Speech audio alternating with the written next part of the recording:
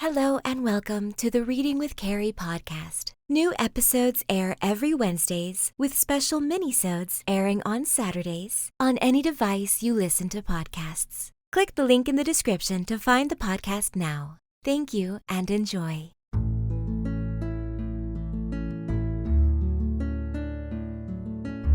Hello and welcome to Reading with Cari, a mindfulness podcast series that can be used as a sleep aid or to ease your anxiety and relieve your stress. I am your host, Cari Favole, and I am so thankful that you've decided to spend some time with me.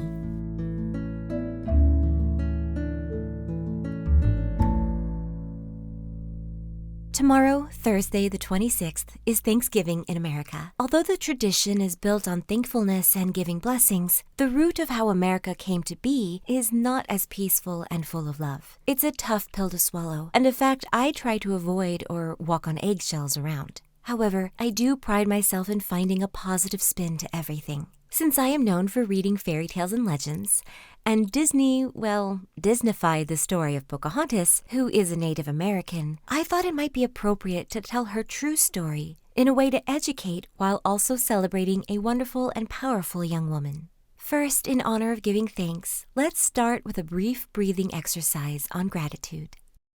First, let's focus on our breath.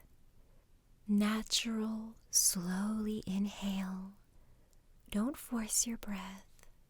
Just feel the inhale into your lungs. Hold it for just a moment and exhale slowly. In on a slow count of 4. Hold it and exhale on a slow count of 4. Let's now focus a bit on our mind. We are going to think of 3 things you should be grateful for. You may be in a difficult situation or time in your life right now, and so this question may be hard to answer. That's okay. You can be grateful for small things, like the air you breathe and the water you drink. Or you can name something on a massive scale. That's good too. Just try to answer the question, if you could, what would you be grateful for right now? Or what do you hold in your heart? Focus on just one of these 3 things for now. Focus and be truly grateful in this moment. Think whatever it is in your mind. Metaphorically embrace this thing for which you are grateful. Now move your attention to the second thing you are grateful for, the second item you hold in your heart.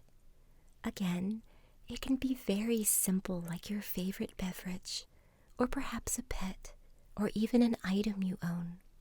Right now, be truly grateful for that thing.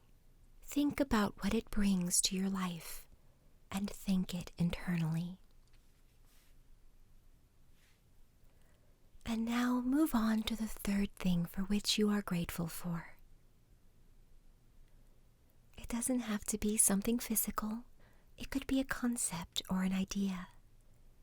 Perhaps an activity you enjoy doing, or a blessing you feel you have in your life. Focus on this item and be truly grateful in this moment. Really see it in your mind and feel the joy it brings you. Slowly bring your focus back to your breath once more. Just sit with the rhythm for a moment without adjusting it in any way. When you're ready, open your eyes.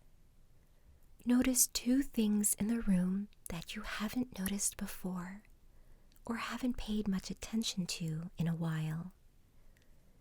Look around and notate the first item. Really see it. Name that item and review it. Now find the second item and focus your attention on it for a moment. Name this item as well and look it over. Great job! you've completed the exercise. I like to take a nice, long, slow sigh to celebrate, and I invite you to do the same as well.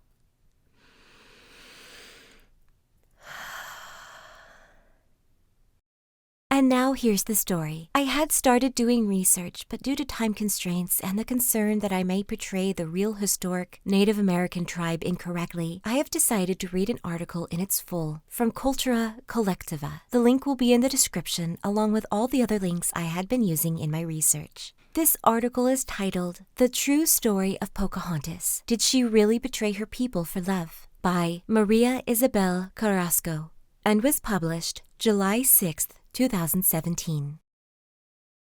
Once upon a time in a faraway land, a young and brave explorer was captured by a group of natives who felt threatened by him. After a trial, he was sentenced to death and sent to an underground prison to await for his inevitable doom. However, in the middle of the night, the young explorer saw a beautiful woman approaching him. He was perplexed by her beauty, so much so that he thought he was dreaming. The woman was no other than the king's daughter and princess of the tribe, who had come to save him because she had fallen in love with him. In return for saving his life, he went back home and got engaged to a noble woman. But the princess, upon hearing the news, didn't give up so easily. She escaped from the village and went in pursuit of the love of her life. She arrived on the day of the wedding, and the moment the young man clasped eyes on her, he abandoned his engagement and pledged his love to the princess. They lived happily ever after.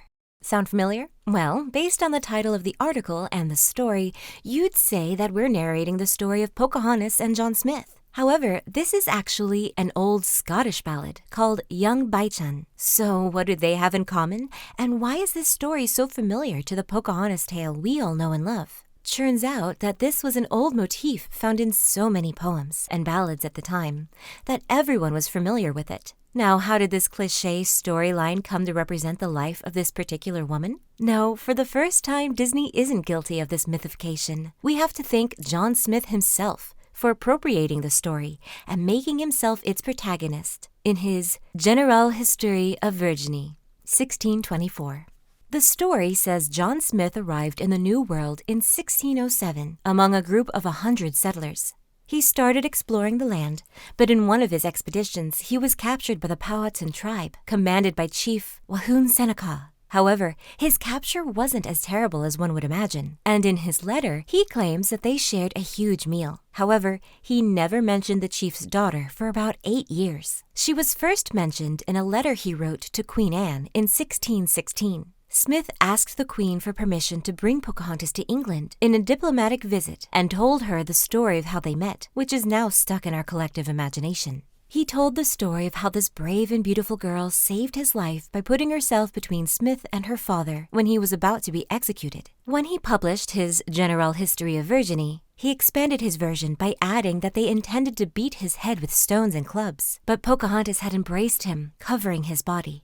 Naturally, the Queen loved the story of the exotic girl willing to give her life to save the English explorer, and soon became a legend. According to historian Camilla Townsend, this is precisely what has made her such a popular icon among American people, who in the early 18th century made her one of the favorite nationalist symbols. They loved the story of a Native American woman who worshipped white culture so much that she was willing to risk her life to save a settler. Naturally, this version of the story has never been loved by Native Americans, since they find it unrealistic and vicious.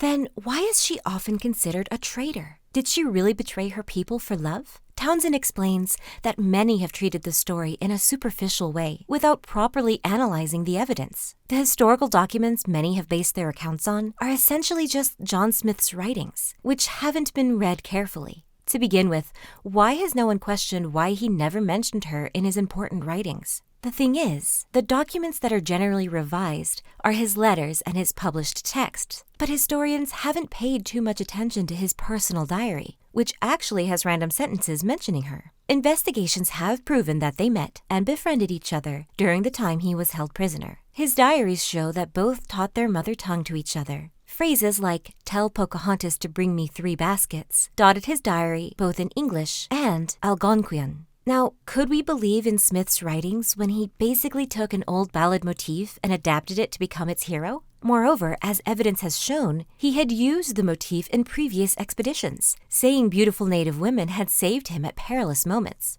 Basically, the man loved making himself the protagonist of great stories. Now, as for the execution, Townsend and the specialists behind the investigation, conducted by the Smithsonian Museum, agree that one of the possibilities is that he might have misunderstood an adoption ritual ceremony to welcome him.